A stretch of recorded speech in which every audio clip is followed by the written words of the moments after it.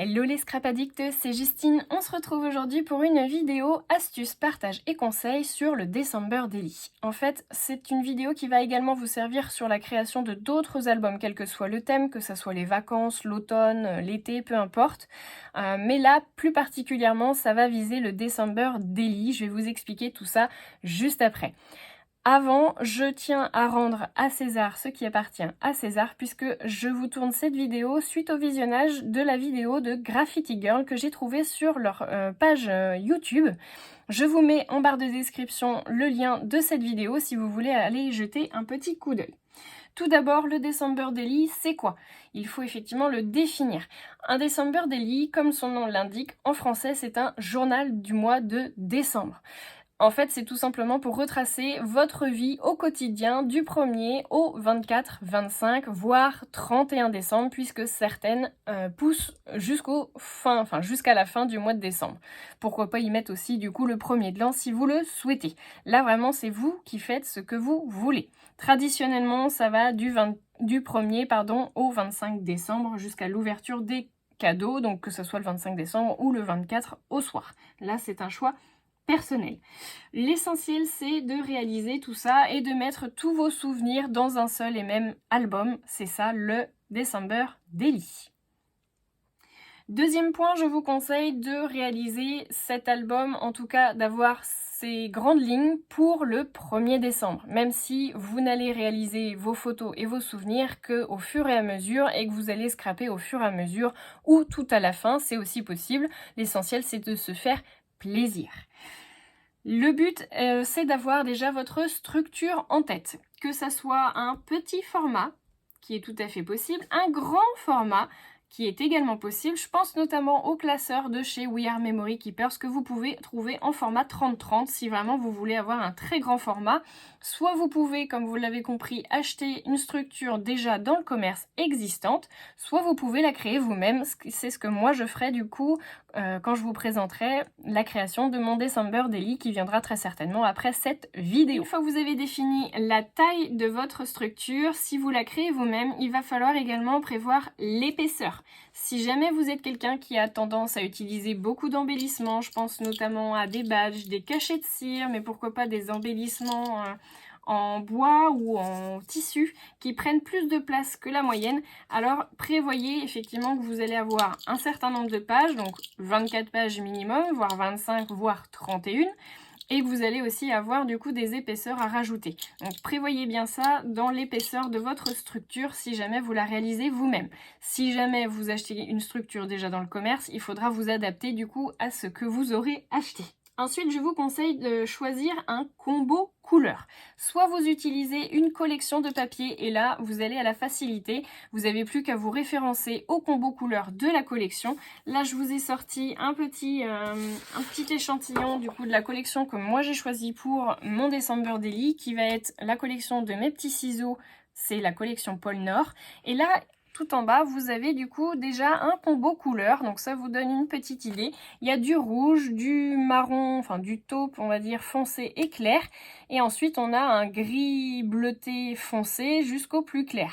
Donc ça, c'est un combo couleur que vous pouvez très bien réaliser vous-même. C'est-à-dire que même sans la collection, vous pouvez très bien vous baser sur ces couleurs-là, vous dire j'ai envie d'être traditionnel, faire un December Daily rouge, vert et pourquoi pas doré traditionnel Noël, ou vous pouvez très bien partir sur des couleurs complètement différentes, genre un camailleux de gris, un camailleux de rose, du bleu foncé, enfin voilà, là vraiment c'est vous qui voyez au niveau de vos couleurs. Le plus facile aura été de choisir une collection déjà faite avec un combo couleur déjà défini. Ensuite, autour de cette collection de papier ou ce combo couleur, je vous conseille de choisir des embellissements. Donc notamment ce que je vous disais, des badges, des cachets de cire, des petites breloques, des étiquettes, des planches de tampons, des dies, enfin voilà, tout ce qui va vous servir en fait pour réaliser votre structure intérieure, en tout cas vos pages.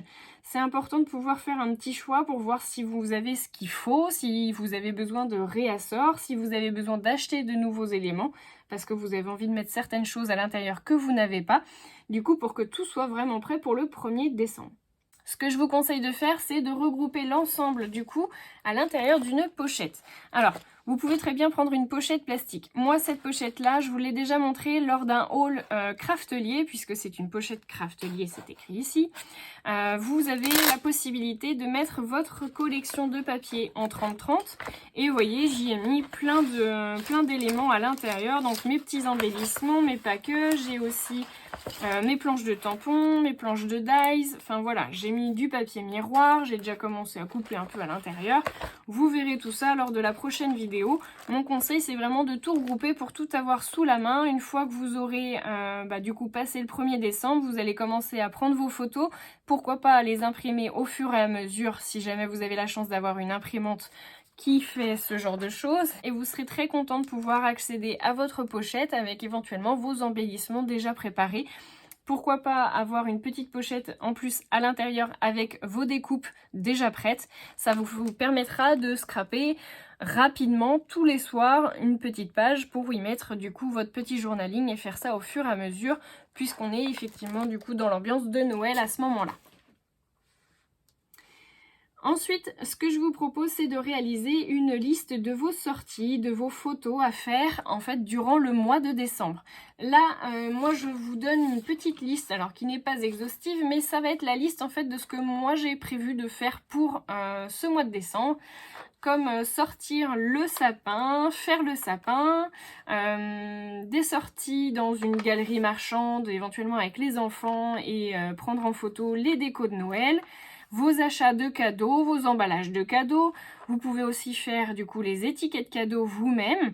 Vous pouvez faire une petite sortie, pourquoi pas à la patinoire si jamais vous en avez une à proximité de chez vous.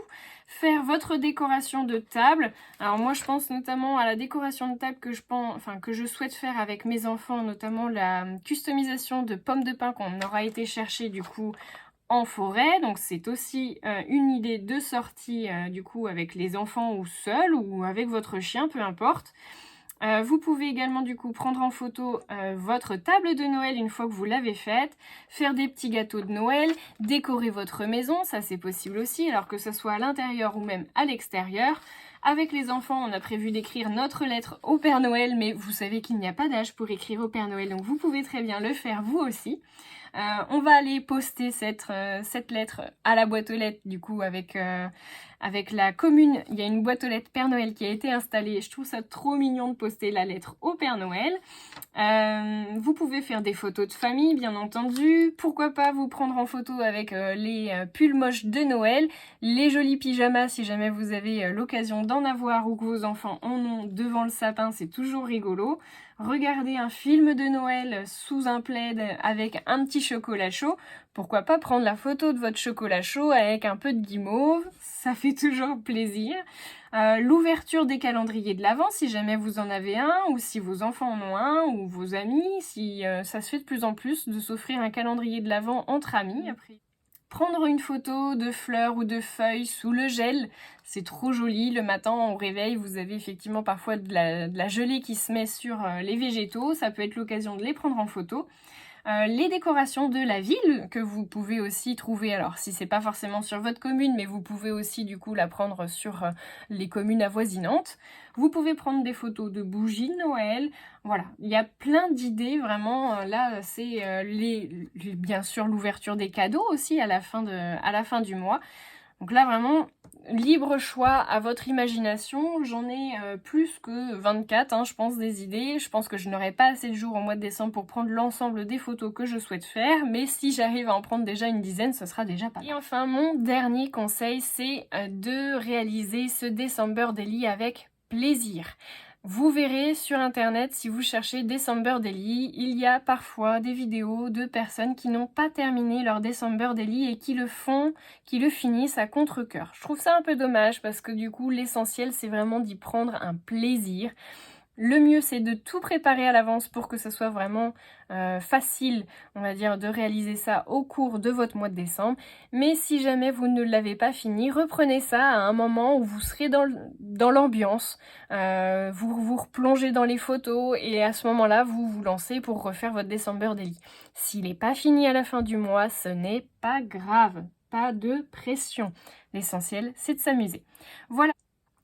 Voilà, j'espère vraiment que cette vidéo conseils et astuces vous aura plu. Je compte aussi sur votre participation. Si jamais vous avez des idées auxquelles je n'ai pas forcément pensé, n'hésitez pas à les noter en commentaire ou à m'envoyer même un petit mail. Moi, en attendant, je vous fais de gros bisous à tous. Un petit clin d'œil également à vous tous et toutes qui me suivez sur YouTube, puisque du coup, on a atteint la barre des 6000 abonnés ce matin. Je suis plus que ravie et je vous remercie tous et toutes très chaleureusement. Je vous souhaite de très bonnes fêtes de fin d'année à tous et préparez bien votre December Daily.